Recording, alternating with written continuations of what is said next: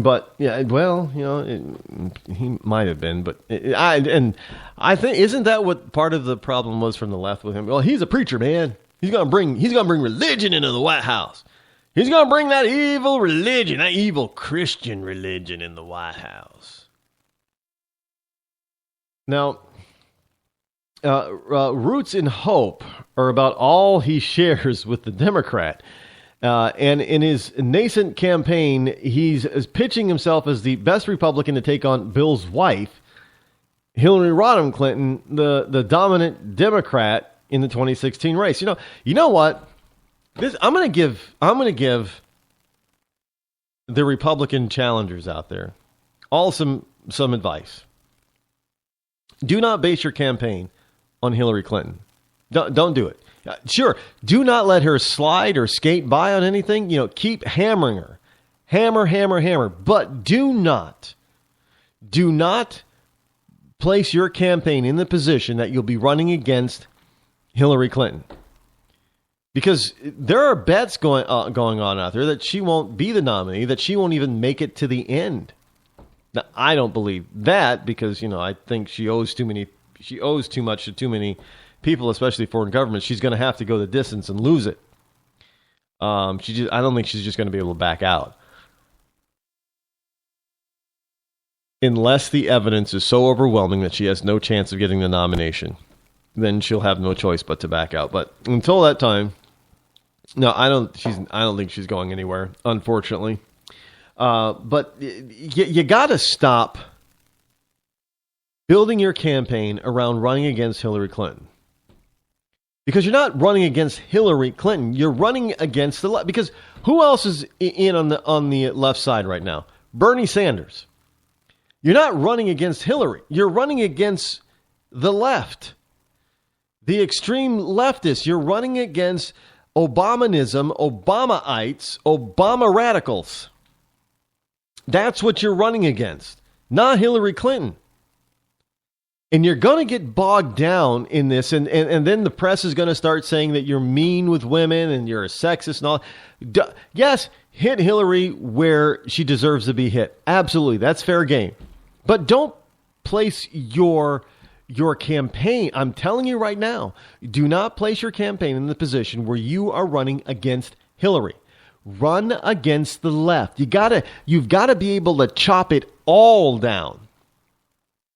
Because otherwise, even if you're successful at running against Hillary and getting away with being called a sexist, which is not going to happen, but let's just say that, it happens.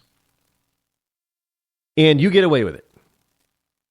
Well, now you're like facing the rest of the liberal stuff. But you've put so much time and effort into just defeating Hillary that nobody really sees the problem with the rest. You've got to get your campaign in line with running and defeating liberalism. Plain and simple. Not Hillary Clinton. Because if you can run against and defeat liberalism, you will naturally, by fiat, by default, beat whoever their candidate is for president, including Hillary. But you got to defeat liberalism and tie them all together.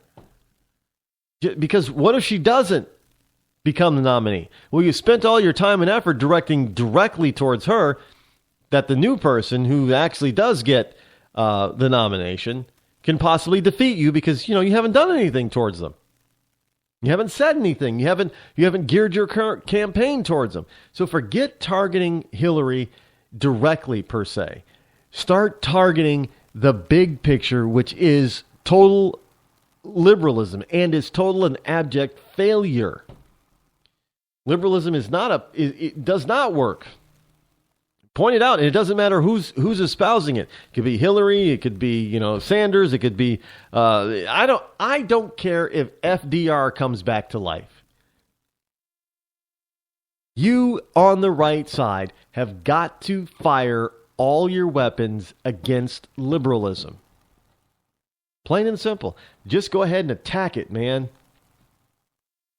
Just bring down the liberal wall. Bring down the liberal empire. Yeah, but if you take one soldier out, do you win the war? No, you've got to take the castle. I mean, you might even be able to shoot the king from afar with a longbow or something, but they're just going to anoint somebody else to be king. You can't take out any one individual. You got to take down the whole thing. You've got to storm the gates. You got to take the whole liberal mantra, the whole liberal party, whole liberal ideology on. You've got to whack it and whack it. You know, you got to whack it upside the head like that mother in Baltimore going out there after her 16-year-old son. That's how you got to handle liberals. Just like that. Just like that, yeah, whap them upside the head. And move them out of the way. Let the American people see who and what they truly are. They will lose their base. You will gain a percentage in the base, and that might be enough to get you the nomination, and then it might be enough to actually get you the Oval Office. I'm hoping. I have hope. Keep hope alive. Keep hope alive. Keep hope alive. I have hope that we will get rid of that when we get rid of Obama, we'll be replacing him with somebody who's a true conservative and a true leader that the rest of the world will respect. Plain and simple, that's just the way it is. Just the way it is. But the left, now that Huckabee's in, the left goes from mocking the GOP's lack of diversity to mocking its diversity. This is one of the things that again, the left is trying to play you. For those of you who don't like, oh yeah, GOP is racist. Really? Republican Party is racist. We've got something called, what is it? The log cabin Republicans, which is the gays. Yeah, there are gay Republicans. Go figure. And they have their own little club or actually pretty vocal and powerful section of the GOP party. Hey.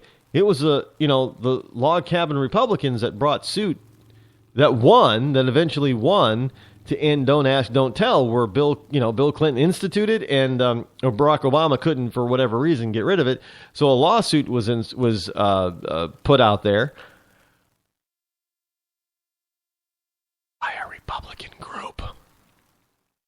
And you can't let the left know that it was Republicans that did it. They might not like that. You can't let those leftist liberal gays know that it was Republicans are responsible for them being able to be open in the military.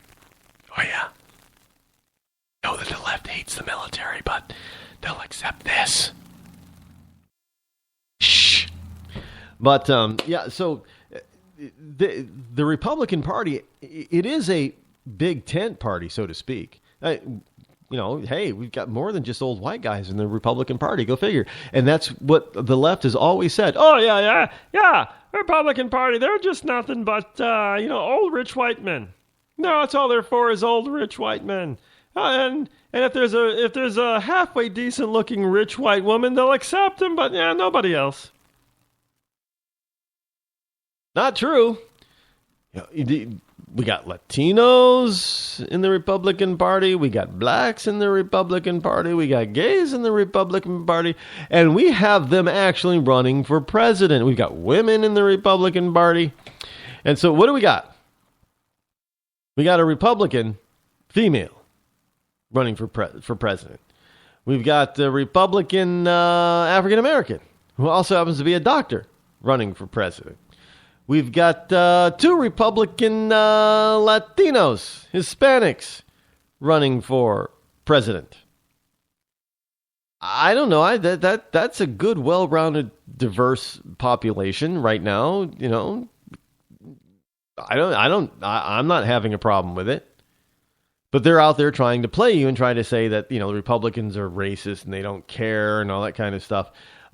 When it's really the Democrats, the old saying is, when somebody's, pointing a finger at you, they got three more fingers pointing back at them. And the left really needs to look at their hand and follow their fingers because, it's back on them. They're the bad ones. They're the real racists. They're the ones that are trying to cover up the fact that, people don't particularly like their racial politics.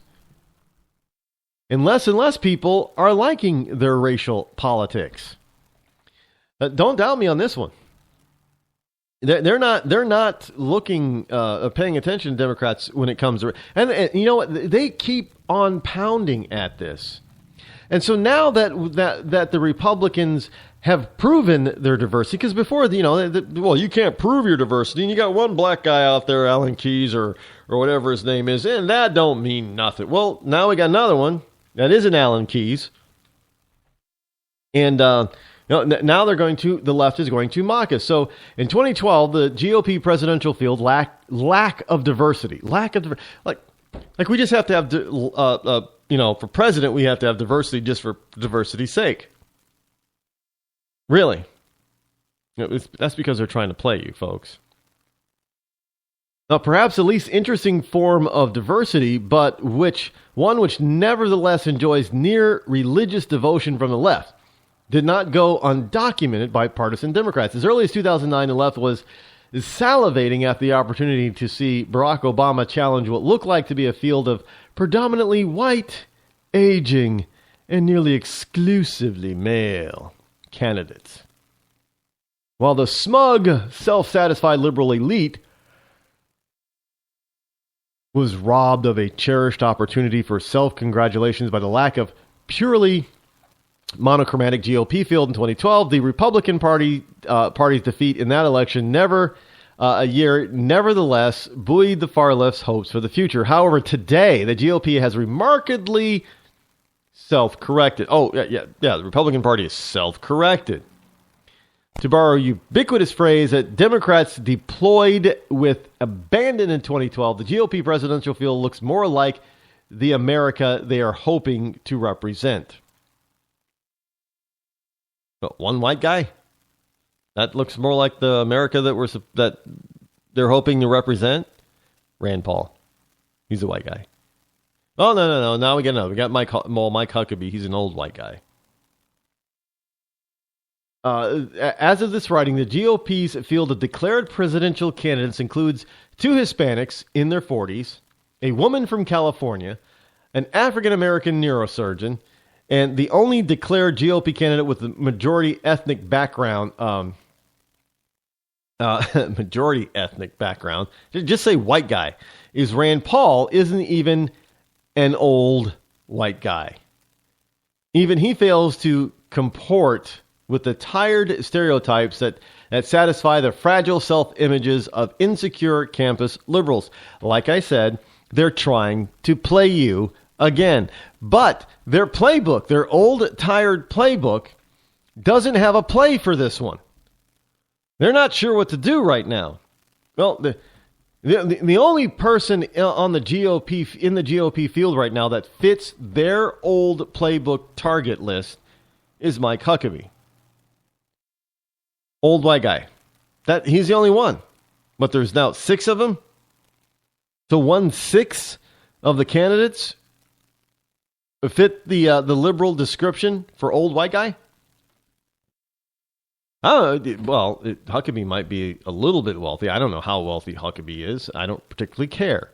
But yeah, but he fits the bill. But 1 out of 6. Now, don't get me wrong. They're going to focus on Huckabee. They're going to because he's the only one that fits their narrative. Because what do you other than calling Cruz the 2 Hispanics, Cruz and Rubio, the equivalent of an Uncle Tom, which I'm sure that Dr. Carson has already heard and is being called an Uncle Tom. So I don't know what the equivalent in the Latino world is, but they'll get that name. They'll be called that. Dr. Carson will be referred to as an Uncle Tom.